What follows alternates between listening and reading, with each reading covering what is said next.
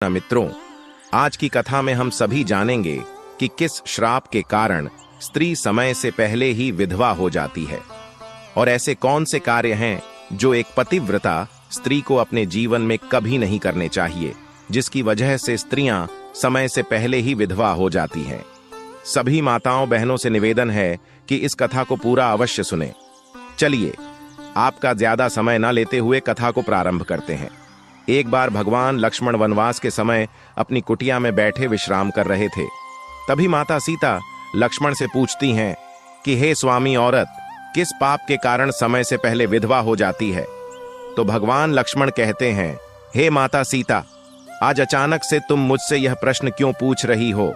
तो माता सीता कहती, प्रभु, आज जब मैं पूजा के लिए फल तोड़ने गई थी तो मैंने कुछ स्त्रियों को देखा जो देखने में एक ही उम्र की थी।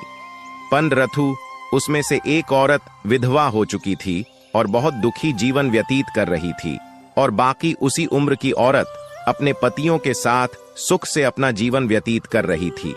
यह दृश्य देखकर मेरे मन में कुछ प्रश्न उठ रहे हैं। आप ही मेरे इन प्रश्नों का उत्तर दे सकते हैं। कृपया आप मुझे मेरे प्रश्नों का उत्तर देकर संतुष्ट करें। इस प्रकार माता सीता की बात को सुनकर भगवान लक्ष्मण कहते हैं, हे माता सीता, तुम्हारे मन में जो भी प्रश्न उठ रहे हैं निश्चिंत होकर पूछो, मैं तुम्हें तुम्हारे प्रश्नों के उत्तर अवश्य दूंगा। फिर देवी सीता कहती हैं, हे लक्ष्मण, मेरा पहला प्रश्न है, कौन सी स्त्री समय से पहले विधवा हो जाती है और सारी उम्र दुखी जीवन व्यतीत करती है? और मेरा दूसरा प्रश्न है, कौन सी स्त्री को जीवन में कभी सुख शांति नहीं मिलती? और मेरा तीसरा प्रश्न है, वह कौन सी चीज है जो एक पत्नी अपने पति के मांगने पर भी पति को नहीं देती? इस तरह माता सीता के तीनों प्रश्नों को सुनकर भगवान लक्ष्मण कहते हैं, देवी, तुम जिन स्त्रियों की बात कर रही हो उनमें से एक स्त्री समय से पहले ही विधवा होकर अपना दुखी जीवन व्यतीत कर रही है, और वहीं पर अन्य स्त्रियां सुहागन हैं और अपने पति के साथ खुश होकर सुखी जीवन व्यतीत कर रही हैं। तुम जानना चाहती हो आखिर ऐसा क्यों है? तो देवी सुनो, मैं तुम्हें इन सभी प्रश्नों का उत्तर एक कथा के माध्यम से देना चाहता हूं। इस कथा को बहुत ही ध्यान से सुनना, क्योंकि आधा अधूरा ही ज्ञान प्राप्त होता है जो जीवन में कभी काम नहीं आता। और यदि तुमने ध्यान से सुना तो तुम्हारे तीनों प्रश्नों के उत्तर कथा को सुनने के बाद तुम्हें मिल जाएंगे। फिर माता सीता कहती है, प्रभु, मैं आपको वचन देती हूं कि मैं इस कथा को पूरा सुनूंगी और संसार की समस्त नारियों तक इस कथा को आपके माध्यम से पहुंचागी। माता सीता की यह बात सुनकर भगवान लक्ष्मण कहते हैं, हे माता सीता, सबसे पहले मैं तुम्हें उस स्त्री की कहानी सुनाना चाहता हूं जो सुहागन बनकर सुखी जीवन जी रही है। और जिस सुहागन स्त्री की तुम बात कर रही हो वह स्त्री और कोई नहीं बल्कि कैलाश के सुरेश की पत्नी है। और वह स्त्री जिस सुरेश की पत्नी है, उस सुरेश को अपनी पत्नी पर पूरा विश्वास है कि मेरी पत्नी एक चरित्रवान और पतिव्रता स्त्री है, जिसकी प्रशंसा वह नगर में सबसे की करता है और अपने साथियों से अपनी पत्नी के गुणगान किया करता है। फिर भगवान लक्ष्मण माता सीता से कहते हैं कि हे देवी, उस सुरेश की पत्नी की चर्चा समस्त नगर में होने लगी। धीरे धीरे फैलते हुए यह बात मंत्री के दरबार में पहुंच गई, और यह बात सुनकर मंत्री ने अपने सुरेश को बुलाया और उस सुरेश से राजा कहने लगे कि तुम हर किसी से कहते हो कि तुम्हारी पत्नी एक चरित्रवान और पतिव्रता स्त्री है। क्या वास्तव में तुम्हारी पत्नी एक चरित्रवान और पति स्त्री है? और क्या तुमको पूरा विश्वास है कि तुम्हारी पत्नी एक पवित्र स्त्री है और तुम्हारे अलावा पराये मर्द को आंख उठाकर भी नहीं देखती? क्या इस बात का कोई सबूत तुम्हारे पास है? मंत्री जी की इस बात को सुनकर सुरेश कहने लगा, महामंत्री, मुझे अपनी धर्म पत्नी पर पूरा विश्वास है कि वह एक पतिव्रता स्त्री है और मेरे अलावा वह पराये मर्दों को नहीं देखती। सुरेश की इस बात को सुनकर मंत्री के एक सैनिक ने कहा, मैं क्षमा चाहता हूं महामंत्री जी, ऐसा कैसे हो सकता है कि एक स्त्री किसी अन्य पुरुष को न देखे? ऐसा तो असंभव है। फिर सैनिक ने मंत्री जी से कहा, महामंत्री जी, यदि मैं इस सुरेश की बात गलत साबित कर दूं और इसकी पत्नी का पतिव्रता धर्म नष्ट कर दूं तो इसे क्या सजा मिलेगी? फिर सुरेश ने कहा, महामंत्री, यदि जी मेरी पत्नी का पतिव्रता धर्म नष्ट कर देते हैं तो आप मुझे फांसी की सजा दे देना, और यदि सैनिक जी मेरी पत्नी का पतिव्रता धर्म खंडित नहीं कर पाए तो इनको भी कुछ सजा मिलनी चाहिए। सुरेश की यह बात सुनकर महामंत्री ने कहा कि सैनिक को भी फांसी की सजा दी जाएगी। सैनिक ने यह बात स्वीकार कर ली और सुरेश से पूछा कि मैं तुम्हारी पत्नी से क्या वस्तु लाऊं जिससे तू मान ले कि मैंने तेरी पत्नी का पति धर्म खंडित कर दिया। तो सुरेश ने कहा, सैनिक जी, आप मेरी पत्नी से मेरे विवाह के समय पर दहेज में मुझे एक मटका और एक कतार मिली थी, और यह दोनों चीजें मेरी पत्नी ने बहुत ही संभाल कर रखी है, क्योंकि यह दोनों चीजें एक पतिव्रता स्त्री के लिए सुहाग की निशानी है। यदि तुम यह दोनों चीजें मेरी पत्नी से लाकर मुझे दिखा दोगे तो मैं मान जाऊंगा कि मेरी पत्नी का पतिव्रता धर्म सैनिक जी आपने नष्ट कर दिया है। तब सैनिक ने सुरेश की यह शर्त स्वीकार कर ली और वह सैनिक दरबार से निकलकर नगर में जाता है और एक जादू टोना करने वाली स्त्री से जाकर मिलता है, जो काम को कोई नहीं कर पाता था। वह काम वह जादू टोना करने वाली स्त्री कर देती थी। फिर सैनिक ने उस स्त्री को सारी बात बताई और कहा, तू कैसे भी करके उस सुरेश की पत्नी से मेरा संबंध बनवा दे। इसके बदले तुझे जितना धन चाहिए मैं उतना धन देने को तैयार हूं। इस तरह सैनिक की बात सुनकर वह स्त्री कहने लगी, सैनिक जी, आपको कहने में आसान लगता होगा, किंतु ऐसा कुछ भी नहीं है। तुम जिस औरत के बारे में बात कर रहे हो वह औरत एक पतिव्रता नारी है। उसे ना ही किसी धन का लोभ है और ना ही किसी वस्तु का लालच है। तुम्हें क्या लगता है वह तुमको मटका और कतार दे देगी? फिर वह स्त्री कहती है, सैनिक, वह तेरी ओर थूकेगो। डर गया और कहने लगा, यदि तू मेरा उससे संबंध नहीं करवा सकती है तो एक काम कर दे, उसके घर जाकर उसका मटका और कतार चुराकर मुझे दे दो, और उसकी पत्नी के जांघ के पास यदि कोई निशानी हो तो वह निशा मुझे देखकर बता दे। फिर मैं तुझे मुंह मांगा इनाम दूंगा। तुझे जितना धन चाहिए उतना धन मैं दूंगा, बस तू मेरा यह काम कर दे। सैनिक की यह बात सुनकर उस जादू टोना करने वाली स्त्री के मन में धन का लालच आ गया और उसने कहा, ठीक है, मैं तुम्हारा काम अवश्य करूंगी, लेकिन मुझे मुंह मांगा धन देना पड़ेगा। सैनिक ने कहा, ठीक है। और फिर वह स्त्री सुरेश के घर में वेशभूषा बदल कर जाती है और सुरेश की पत्नी से जाकर कहती है, बेटी, मैं तेरे पति की बुआ हूं, मैं कई सालों के बाद आई हूं। फिर उस सुरेश की पत्नी ने कहा, आप इतने सालों बाद आई हैं, इसीलिए मैंने आपको पहले कभी देखा नहीं, इसलिए मैं आपको पहचान नहीं पाई। और इस प्रकार वह स्त्री उस सुरेश के घर में बुआ बनकर रहने लगी।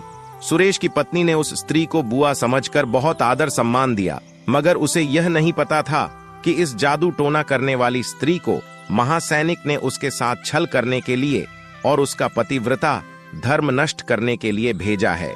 अब वह स्त्री सुरेश के घर में मजे से रहने लगी और सुरेश की पत्नी के ऊपर झूठा प्यार लुटाने लगी। एक दिन सुरेश की पत्नी स्नान करने के लिए स्नान गृह में गई। फिर उसके थोड़ी देर बाद ही वह स्त्री भी सुरेश की पत्नी के पास जाकर उसकी कमर रगड़ने लगी। उस पतिव्रता औरत ने बहुत मना किया, फिर भी वह स्त्री नहीं मानी और कहने लगी, तुम मुझे अपनी बेटी से भी ज्यादा प्यार लगती हो तो मना मत करो। काफी दिनों के बाद में मेरी और तुम्हारी मुलाकात पहली बार हुई है। और ऐसा कहकर वह स्त्री उसे बातों के माया जाल में उलझाने लगी। और फिर मौका देखते ही उसने उस परिवृत्त के पास में जांघ पर एक तिल था जो उस जादू टोना करने वाली स्त्री ने देख लिया और उसका काम बन गया।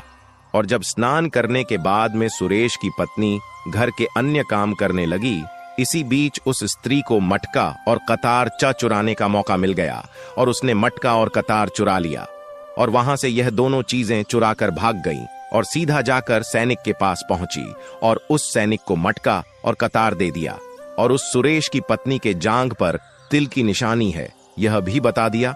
और सैनिक मटका और कतार लेकर सीधा महामंत्री के दरबार में जा पहुंचा और महामंत्री से कहा, महाराज, मैं सुरेश की पत्नी के साथ 2 दिन रहकर आया हूं और यह मटका और कतार उसी ने मुझे दिया है।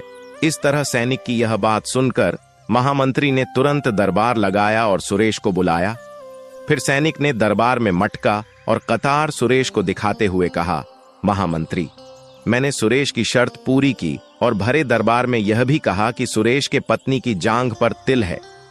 यह भी बात सुनकर सुरेश मान गया कि वास्तव में आज मेरी पत्नी ने अपना पतिव्रता धर्म पूरी तरह से नष्ट कर लिया है। अब सुरेश का अपनी पत्नी से विश्वास उठ गया।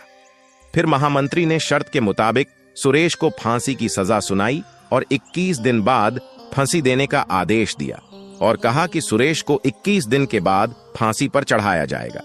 अब सुरेश की मृत्यु के दिन समीप आने लगे। अंततः वह दिन आ ही गया जिस दिन उसे फांसी देना था। जब उसे फांसी के फंदे के पास लाया गया तो उस सुरेश से उसकी अंतिम इच्छा पूछी गई। फिर सुरेश ने कहा कि हे महामंत्री, मेरी अंतिम इच्छा यह है कि मैं आखिरी बार अपनी पत्नी से मिलना चाहता हूं। और इस तरह महामंत्री ने सुरेश को आज्ञा दी कि तुम अपनी पत्नी से मिल सकते हो। फिर सुरेश कुछ दिन की इजाजत लेकर अपने घर गया और अपनी पत्नी से कहने लगा कि तुमने मेरे साथ बहुत बड़ा विश्वासघात किया, छल किया है। मैंने तुम पर विश्वास करके महामंत्री के सामने सैनिक से ऐसी शर्त लगाई थी और महामंत्री के दरबार में मैंने कहा था कि मेरी पत्नी एक चरित्रवान और पतिव्रता स्त्री है और उसके पतिव्रता धर्म को कोई नष्ट नहीं कर सकता। यदि कोई नष्ट कर देगा तो मुझे फांसी लगा देना, और तुमने पतिव्रता धर्म नष्ट कर दिया। अब मुझे कुछ दिन के बाद में फांसी दे दी जाएगी। तुमने मेरे साथ विश्वासघात किया है। मैंने तुम पर विश्वास करके तुम्हें घर पर अकेला छोड़ के गया था। सुरेश की यह बात सुनकर उसकी पत्नी ने उसे उस स्त्री की बात बताई जो उसके पति की बुआ बनकर उसके घर पर आई थी। मगर सुरेश को अपनी पत्नी की बातों पर बिल्कुल भी विश्वास नहीं हुआ और सुरेश महामंत्री के दरबार में पहुंच गया। फिर महामंत्री किसी कारणवश उस सुरेश की फांसी की सजा कुछ दिन के लिए टाल दिया और उसे कैद में डलवा दिया।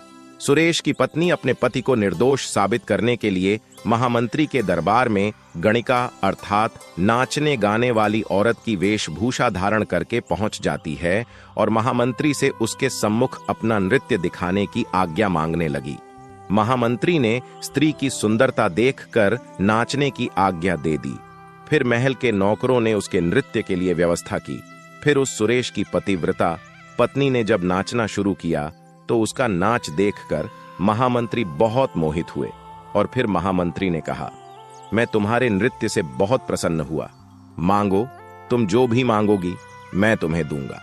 फिर उस सुरेश की पत्नी ने कहा, हे महामंत्री, आपकी सभा में एक चोर है जिसने मेरी सोने की अंगूठी चुराई है और उसे फांसी की सजा दे दीजिए।